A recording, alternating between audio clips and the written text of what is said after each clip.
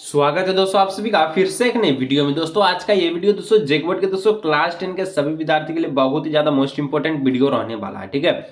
क्योंकि दोस्तों आज की इस वीडियो में हम लोग जो है झारखंड बोर्ड के द्वारा जो आपका मॉडल पेपर जारी किया गया है, ठीक है, 2024 का फाइनली आपका जो मॉडल पेपर को रिलीज कर दिया गया है, ठीक है। तो आज की इस वीडियो में हम लोग जो है झारखंड शैक्षिक अनुसंधान एवं परीक्षण परिषद रांची के द्वारा जो जारी किया मॉडल पेपर है क्लास 10 का, आज की इस वीडियो में विषय विज्ञान यानी कि दोस्तों आपका साइंस का हम लोग मॉडल प्रश्न पत्र को सॉल्व करने वाले हैं, ठीक है। आप वीडियो को दोस्तों शुरू से लेकर अंत तक देखिएगा और इस बार आपको पता है कि 30 ऑब्जेक्टिव के साथ 50 नंबर का सब्जेक्टिव प्रश्न, ठीक है। टोटल आपको जो है कुल आपका जो 52 प्रश्न पूछेगा, ठीक है, ऑब्जेक्टिव प्लस सब्जेक्टिव सब मिलाकर, ठीक है। पूर्णांक आपका 80 नंबर का रहने वाला है। तो चलिए बिना देरी के दोस्तों वीडियो को स्टार्ट करता है। वीडियो को शुरू से लेकर अंत तक देखिएगा, जितना दोस्तों को जरूर शेयर कीजिएगा। चैनल को पहली बार है सब्सक्राइब करने के साथ बेल नोटिफिकेशन को ऑल पे प्रेस कीजिएगा, ठीक है। हर एक दोस्तों देखिए सोशल साइंस का अपलोड हो चुका है, ठीक है। अब साइंस का अपलोड हो गया है तो आगे दोस्तों और भी सब्जेक्ट का अपलोड होगा, तो सब्सक्राइब कर लीजिएगा ताकि दोस्तों नोटिफिकेशन आपके पास पहुंच सके, ठीक है। चलिए पहला प्रश्न दोस्तों कहता है समतल दर्पण की फोकस दूरी क्या होती है, ठीक है। तो जो समतल दर्पण होता है, जैसे कि ये आपका सीधा जो हो गया मिरर, ठीक है, इसको हम लोग समतल दर्पण कहते हैं। तो इसका जो फोकस दूरी अगर आप ढूंढना चाहेंगे, ठीक है, फोकस दूरी, ठीक है, ये तो आपका पोल ध्रुव हो गया। अगर इसका फोकस दूरी दोस्तों आप ढूंढना चाहेंगे तो आपको नहीं मिलेगा, ठीक है। कहाँ मिलेगा? अनंत पर मिलेगा, ठीक है, इन्फिनिटी पे मिलेगा। तो इस प्रकार से ऑप्शन नंबर बी हो जाएगा अनंत, इसका राइट आंसर, ठीक है। चलिए आगे दोस्तों 2 नंबर आपसे पूछा गया है, किसी वस्तु का अवतल दर्पण द्वारा वास्तविक उल्टा और समान आकार का प्रतिबिंब बनता है तो वस्तु की स्थिति क्या होती है, ठीक है। अगर दोस्तों अवतल दर्पण में देखिए जहां पर अगर वास्तविक बने, ठीक है, रियल, उल्टा और समान आकार का, ठीक है, वस्तु यहाँ इतना बड़ा तो वहां भी उतना ही बड़ा बनेगा, तो रियल बनेगा, ठीक है। तो ये आपका जो अवतल दर्पण बनता है कहां पर बनता है? तो सी पर, ठीक है, सी पर यानी कि केंद्र पर बनता है, ठीक है। तो ऑप्शन नंबर बी हो जाएगा इसका राइट आंसर। चलिए आगे दोस्तों बढ़ते हैं। 3 नंबर कहता है निम्नलिखित में से किसमें प्रकाश सबसे तेज से चलेगा? देखिए आपको पता है प्रकाश सबसे तेज कहाँ चलता है? तो जहां घनत्व कम होता है, ठीक है, जैसे वायु हो गया, पानी हो गया, तेल हो गया, कागज हो गया। 4 को ऑप्शन दिया तो इसका जो राइट आंसर क्या हो जाएगा? इसका हो जाएगा right answer option number C, ठीक है, वायु। क्योंकि वायु जो पानी और कागज और तेल के तुलना में बहुत ही हल्का है, ठीक है, हल्का है, तो यहाँ पर प्रकाश तुरंत से आर पार हो जाएगा, ठीक है। तो ऑप्शन नंबर सी हो जाएगा। चलिए 4 नंबर दोस्तों कहता है एक लेंस की क्षमता अगर आपका जो -4 है यानी कि पी आपका जो -4 दे दिया गया है, ठीक है, 4 डायोप्टर, ठीक है, उसकी फोकस दूरी क्या होगी? जब पी आपका 4 डायोप्टर दिया है तो फोकस दूरी क्या होगा? तो फोकस दूरी का सूत्र होता है 1/p, ठीक है। पी कितना है? -4 है, तो 1/-4 ये जो फॉर्मूला इसको लगा दीजिए, यानी 1/-4 कीजिएगा तो डिवाइड दीजिएगा तो दोस्तों आएगा 0.25, ठीक है। और ये हमेशा मीटर में आता है, माइनस का सिंबल है तो माइनस आगे में लगा दीजिए, ठीक है। तो 0.25 मीटर आपका फोकस दूरी इसका निकल जाएगा, ठीक है, अगर -4 डायोप्टर आपका जो क्षमता दिया लेंस का किसी का, ठीक है। तो ऑप्शन नंबर सी हो जाएगा इसका करेक्ट ऑप्शन। चलिए नेक्स्ट दोस्तों 5 नंबर का आता है मानव नेत्र के फोकस दूरी में परिवर्तन का क्या कारण होता है, ठीक है। तो मानव नेत्र में फोकस दूरी का जो परिवर्तन का कारण होता है सिलियरी मांसपेशिया, ठीक है, ठीक है, इसका घटने बढ़ने से, ठीक है। तो ऑप्शन नंबर सी हो जाएगा। चलिए 6 नंबर दोस्तों कहता है दो दृष्टि दोष को डैश भी कहा जाता है, यानी कि दो दृष्टि दोष को आप क्या कह सकते हैं? क्या कह सकते हैं? प्रोबायरोपिया, ठीक है, या फिर मोतियाबिंब, या फिर मायोप्लिया, ठीक है, या फिर हाइप्रेमोटिपिया, ठीक है। तो यानी ऑप्शन नंबर इसका जो राइट आंसर है क्या हो जाएगा? ए हो जाएगा, ठीक है। दो दृष्टि दोष को हम लोग कह सकते हैं हाइपरमेट्रोपिया, ठीक है, ऑप्शन नंबर ए हो जाएगा इसको करेक्ट ऑप्शन। चलिए 7 नंबर दोस्तों कहता है प्रतिरोध का एसआई मात्रक है, ठीक है। तो प्रतिरोध का हम आपको बताए थे एसआई मात्रक ओम होता है, जिसका सिंबल कुछ इस प्रकार से होता है, लिखा हुआ रहेगा ओम इस प्रकार से, ठीक है। तो ओम ऑप्शन नंबर जो है डी इसका हो जाएगा राइट आंसर, ठीक है।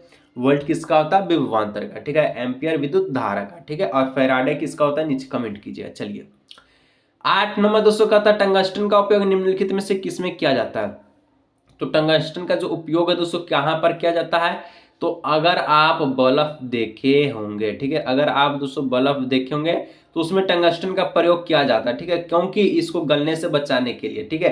तो बिजली के बल्ब को, ठीक है। चलिए ऑप्शन नंबर बी हो जाएगा। आगे दोस्तों 9 नंबर का था चुंबकीय क्षेत्र निकलती है। तो जो चुंबक क्षेत्र होता है दोस्तों ये हमेशा नॉर्थ से निकलता है, ठीक है, यानी कि उत्तरी ध्रुव से निकलता है, ठीक है। उत्तरी ध्रुव से निकलता है, दक्षिणी ध्रुव पर समाप्त होता है, ठीक है। तो ऑप्शन नंबर बी हो जाएगा करेक्ट ऑप्शन। चलिए 10 नंबर दोस्तों कहता है निम्नलिखित में से कौन सा हमारे लिए ऊर्जा का परम स्रोत है।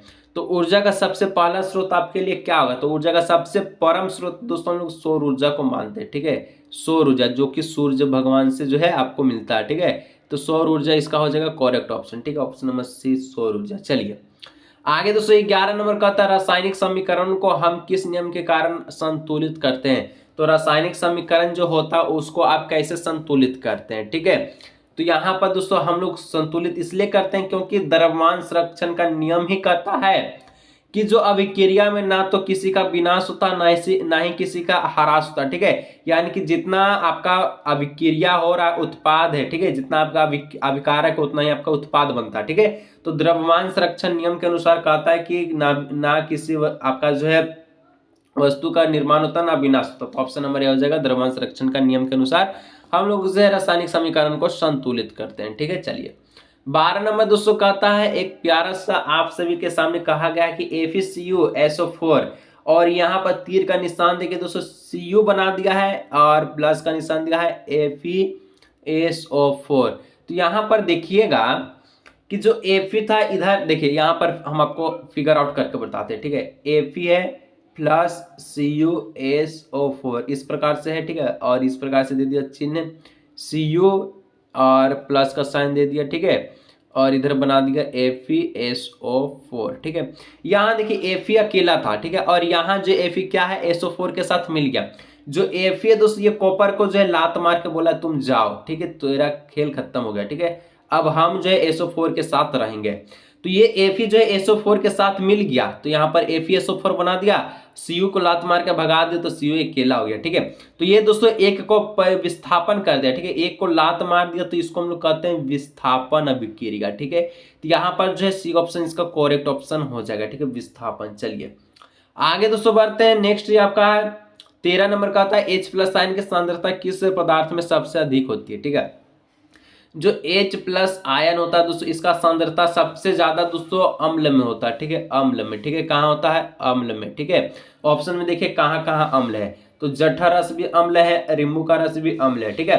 तो क्या ये दोनों ऑप्शन सही होगा, नहीं, जठर रस दोस्तों ज्यादा अम्ल पाया जाता है, ठीक है। जो जठर रस होता है इसमें ज्यादा अम्ल है, तो ऑप्शन नंबर ए हो जाएगा जठर रस, ठीक है।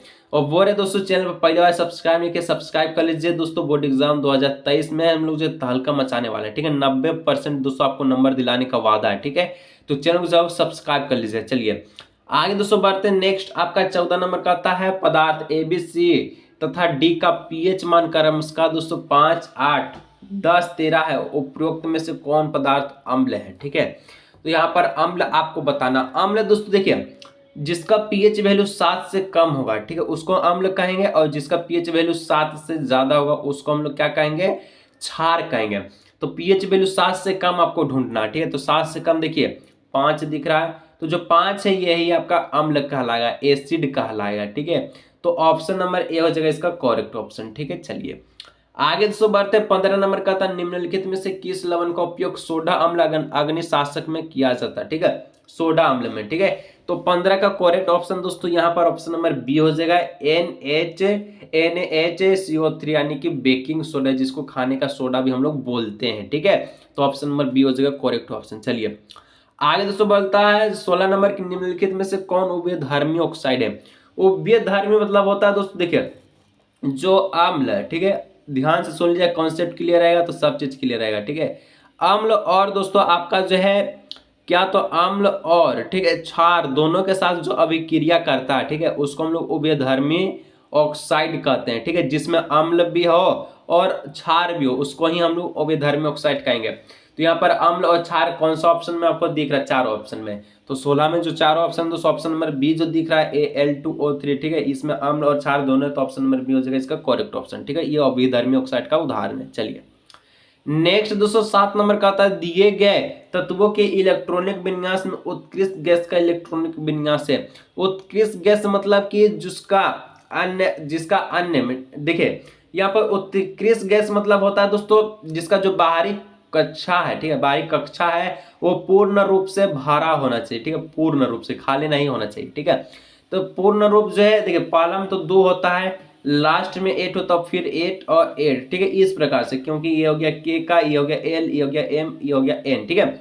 तो देखिए ऑप्शन में दोस्तों यहाँ एक है, लास्ट में एक है, अगर 8 रहता तो सही रहता, ये 7 है, ये वो घट गया, ये भी नहीं होगा। यहाँ पर 5 है, यहाँ पर 8 रहता तो हो जाता है। लेकिन अगर आप दूसरा ऑप्शन को देखिएगा, 2 और 8 ही दिया गया, ठीक है, 2 और 8 ही है, तो यही ऑप्शन सही हो, क्योंकि लास्ट में इसका 8 दिख रहा है, उत्कृष्ट गैस का ये सही इलेक्ट्रॉनिक विन्यास है, ठीक है। तो ऑप्शन नंबर सी हो जाएगा करेक्ट ऑप्शन, ठीक है। चलिए, क्योंकि बाहरी कक्षा में 8 इलेक्ट्रॉन है। चलिए आगे दोस्तों, निम्नलिखित में से कौन असंतृप्त हाइड्रोकार्बन है? असंतृप्त हाइड्रोकार्बन वही होगा जो एल्किन, ठीक है, एल्किन और एल्काइन होगा, ठीक है, वही होगा, ठीक है। तो यहां पर देखिए CH4 ये तो दोस्तों आपका एल्केन है, ये तो नहीं होगा, ये भी नहीं होगा, अरे ये भी नहीं होगा। तो ऑप्शन नंबर जो सी दिख रहा है, ठीक है, सी ऑप्शन क्या दिख रहा है, C2H2, ठीक है, ये एथिन दे रहा है, ठीक है, एथिन, जैसे कि हम आपको बोले कि एल्काइन और एल्किन, ठीक है, एल्काइन और एल्किन जो आप सभी का क्या है, तो असंतृप्त हाइड्रोकार्बन है। तो C2H2 आपका जो है ए आपका क्या है, तो एथिन है, जो कि एल्किन के रूप में आता है, ठीक है।